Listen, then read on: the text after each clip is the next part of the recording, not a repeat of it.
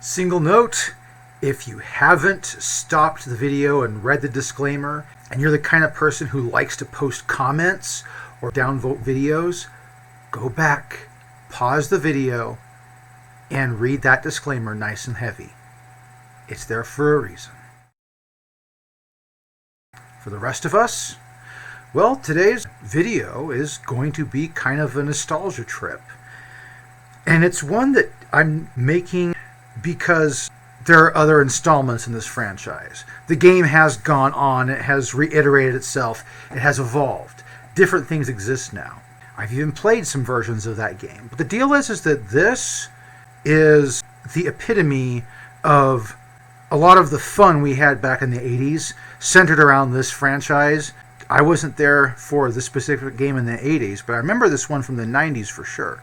The game in question is not really a game, but a franchise. And there's multiple different video games, or I think they actually had some board games for this one too. But for the most part, people enjoyed this thing not so much for all of the spin-off games and stuff that came from it, but just in general, they just loved watching the series, they loved the merchandise. The role-playing game that came out was just part of the process. I'm talking today about the original old-school edition of Star Wars. We've all heard of this one, and we all know how Star Wars is supposed to go as we are told in the year 2023. However, what's really funny about this book, if you open up and take a crack at it, this book was printed. This copy was made in June 1977, with the first edition printed in December of 1976. If you remember, Star Wars was released in May of 1977, so this was printed 6 months in advance. So George Lucas wanted to tell his story and essentially spoil his story too in advance. He was confident of it. Given all of the different this is added on, but given how he talks about the greatest sci-fi movie ever from 20th Century Fox, this was printed a month after Star Wars was released in theaters. And this has the words greatest sci-fi movie ever. This book and a lot of media of the time tried to really, really hype Star Wars. The idea that Star Wars is the greatest science fiction movie of all time was engineered. And nowadays, we don't even think about it. We just think about it as like, yep, this is it. Star Wars, best movie ever. I'm not opposed to that. I am technically a Star Wars fan, an old school one, by the way. What else would I be, right? I'm the dead gamer. But the deal is that this book was really the first contact that anybody had with Star Wars. And then later on, we saw the movies and we got all the spin-offs, the toy franchise, and like the lunchboxes and that kind of stuff. That was really the heft of George Lucas's spin-off, is items he could sell to kids and things that people would want, physical purchase items. Well, the funny thing about Star Wars is at the time it was released, people were not thinking about it in the form of a trilogy. That is after the fact. That is new. At this time, we didn't know when the next Star Wars movie was going to come out. 1980 had Empire Strikes Back. 1983 had Return of the Jedi. People were thinking in 1985 or 1986 we'd see a fourth Star Wars movie. Or 1989. I mean, people were waiting for the next big Star Wars thing. Now, during this time period, I should lay out the time periods. First of all, Star Wars has some very definite moments in its history that you have to look at that being a changing point for how we prospectively viewed Star Wars. In the early 1990s, I think it was 1992, don't quote me on this, but they did release the THX versions of Star Wars on VHS. At that point, afterwards, in 1999, we got the first prequel. So everything's all bets off after that. We're only talking about Star Wars as it existed from 1976, because December of that year is when we released this book, right? It's when this book came out. Up to, let's say, 1998, just before the Star Wars prequels came out. Although we could take it as far down as, say, bring us up to like 1996 when they released Shadows of the Empire. Because Shadows of the Empire, that was a multimedia attempt from Star Wars that people could be more deeply involved with the story. Because with Star Wars, there was a lot of spin-off stories. One of the earliest ones, And one that I've had a long time contact with was this one, Alan Dean Foster's Splinter of the Mind's Eye. There was also the Han Solo series and the Lando Calrissian series that came out during this time period. A lot of you guys back from the beginning of the 90s are familiar with the Thrawn trilogy.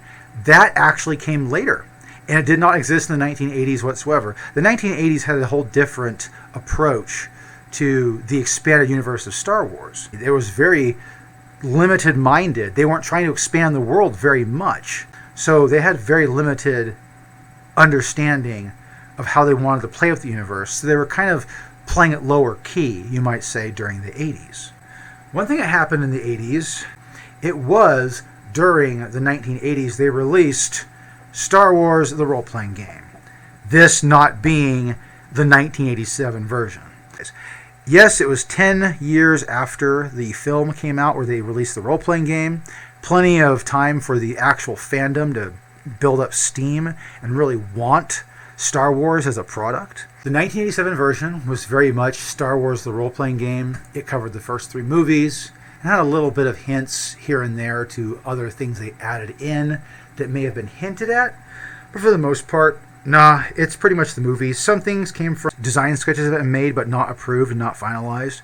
So there was a lot of elements that went into the original Star Wars game that were superfluous to the rest of Star Wars, but they needed to have additional information from somewhere. If you stop and think about it, the Star Wars role-playing game has very little canonical ground to stand on during the 1980s. We also then had the second edition of the role-playing game come out in 1992.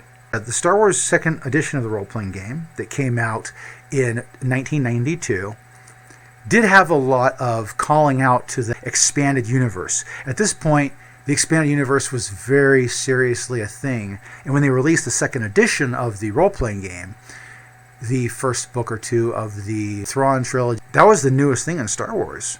They started tying in all these other ideas of Star Wars into the main game. This version that I have is the youngest version of the original Star Wars role-playing game. This is 1996 printing, revised and expanded.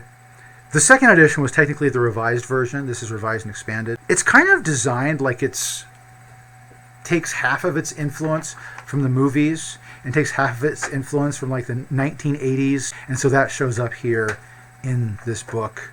Lots of photographs typed from the movies, a few graphics made here and there for various different purposes. So, yeah, they had a few original drawings here and there. But for the most part, this entire book, as it turns out, this entire book is designed as a role-playing source book, as a lot of role-playing books were during the 90s, because, you printed your one book and that's what you needed to play the role-playing game. These guys made plenty of supplemental materials, but still, this third edition, essentially the revised and expanded edition, it was trying its best to actually build the Star Wars myth into universe we could actually play a role-playing game in. Because if you stop and think about it, what did we have during the 1980s? We had the first 3 movies. We had the Droids cartoon and the Ewoks cartoon. We had the Christmas special, we had the Ewoks Adventure movie and the Ewoks Battle for Endor. We kind of had to fly by the seat of our pants. We made up a lot of our own stuff. We kind of had to improvise. We had other movies that could inspire us, but this role-playing game, though it was used by a lot of people, the expanded universe as we know it really didn't kick into existence until like the late 80s and didn't get filled out until the mid-90s. Shadows of the Empire, released in 1996, concurrent with this game. And for the most part, it expanded the world and what we could do with the various different elements in there, the different stories, the different characters, the different planets, different alien species, different time periods.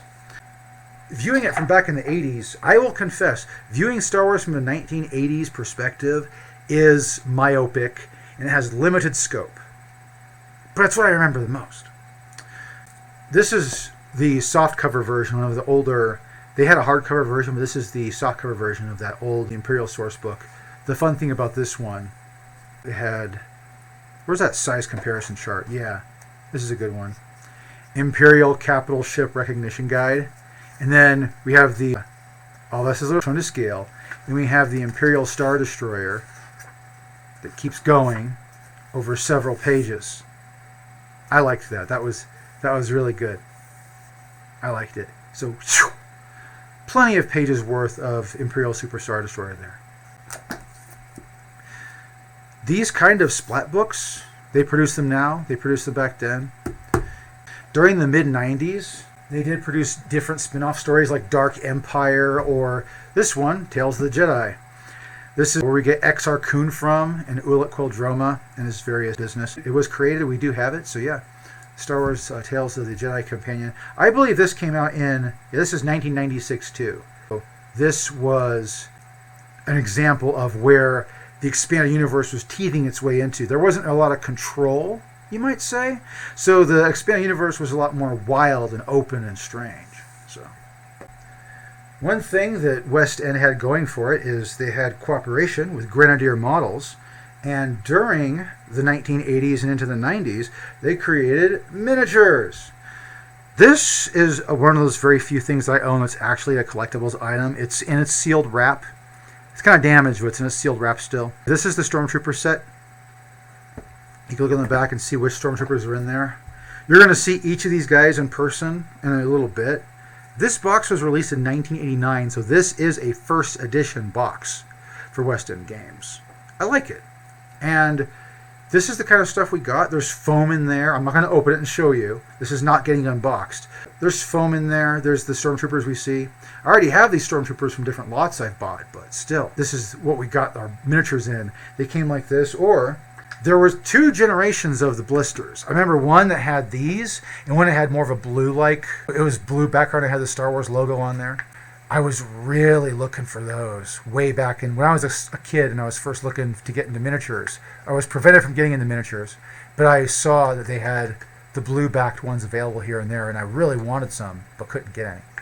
Here we have just some Sand Troopers. You look on the back of this. This blister itself was made in 1993. It sold for $6. Producing cheap miniatures, where you get 2 or 3 of them in a blister for cheap, has always been a good idea. And this, that'll just never go away. So I have that. Here's the Imperial Troopers box. This one's from 1990, but this is not what I have here. I have a collection of metal that I'm actually thinking, you know what, it'd be kind of cool to have more of these. I could go buy lots from online, but when it comes to just like Stormtroopers, why not just, you know, generate more? So I'm thinking it'd be cool to have in the future games where I just have packs of Stormtroopers by the Legion, and you can fight them with the heroes. They can fight all those Stormtroopers, the poor guys. Be kind of an interesting dungeon crawl. They had a bunch of expanded universe heroes, like this lady here. Yeah, things like Boba Fett. Different editions, like these are the Hoth versions of Han Solo and Chewbacca. And here, of course, is the Frimity Fram Imperial Probe Droid. Love the Imperial Probe Droid. He's an iconic crazy monster from the original time period. I liked a lot of the Imperial costumes we didn't see a lot of. Here's the Death Star Gunner. I love the Death Star Gunner's egg-shaped helmets where they have that like dynamic, aerodynamic look to it. I think they just wear straight gray. And of course, here are the TIE Fighter pilots. They essentially have a Stormtrooper-like helmet. That's about as far as it goes. It's really a pilot's suit. And they carry a blaster as a sidearm. The game also came with a lot of trinket-style miniatures.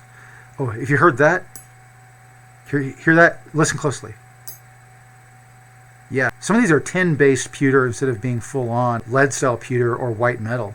They actually are really hard to clean up because their metal is harder than usual due to the high amount of tin. But this is actually a relatively useless Luke Skywalker figure. It's just the pose he was at while he was sitting on the end of that one farm scene looking at the sunset. It doesn't make any real difference in gameplay. We've got Luke Skywalker figures that have him doing action poses. But this, I mean, in case you wanted to make a diorama, they made miniatures for you. I have a few Imperial guys in here of different types and a few Rebel guys here and there. I have some spare Stormtroopers. These are double Stormtroopers I have. I clean up these guys.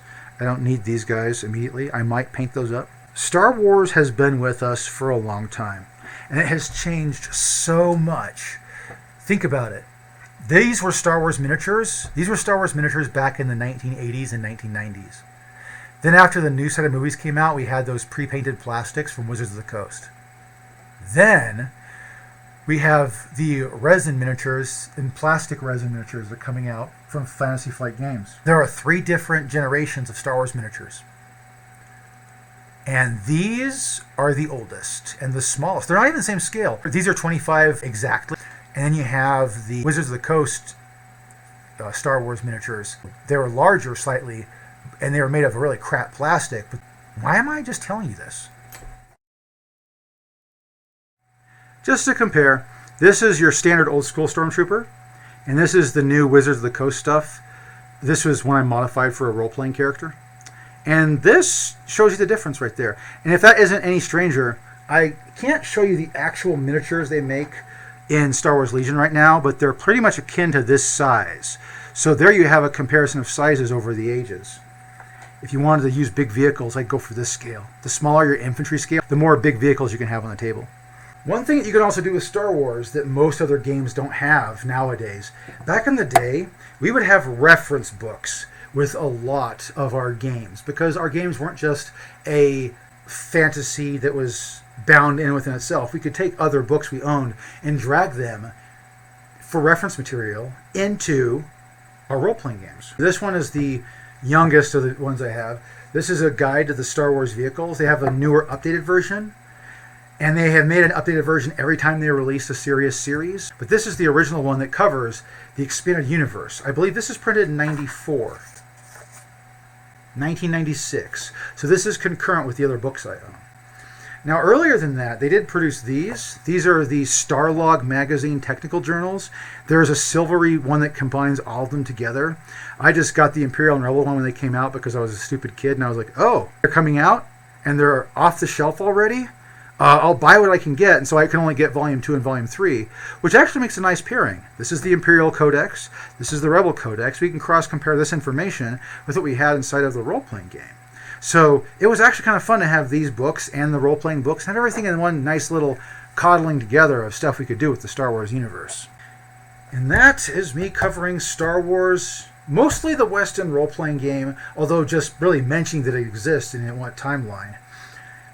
But it all started with one idea from one guy, and he really wanted to push the idea of Star Wars being a really cool movie. And out of that, we got cool things like Stormtrooper boxes and whatnot. I mean, all in all, we do this for fun. We do this to enjoy it. And it's the joy of Star Wars that has been perpetuating its popularity over the years. All the times there's been a controversy about Star Wars, they pale in comparison to the fact that we can go back to our memories of it and say, this is Star Wars. This was close to my heart. No one can take that from you, and no one can tell you your version's wrong. Honestly speaking, this version of Star Wars is a firm part of my developing childhood and being a young man. I miss it. And I'm going to keep missing it because nowadays Star Wars means something completely different. But to me, I'll be able to go back to that time period, back when it was still the 20th century Fox. I don't know if it's 21st century Fox now, but you know. And listen to that fanfare and get the adventure going one more time.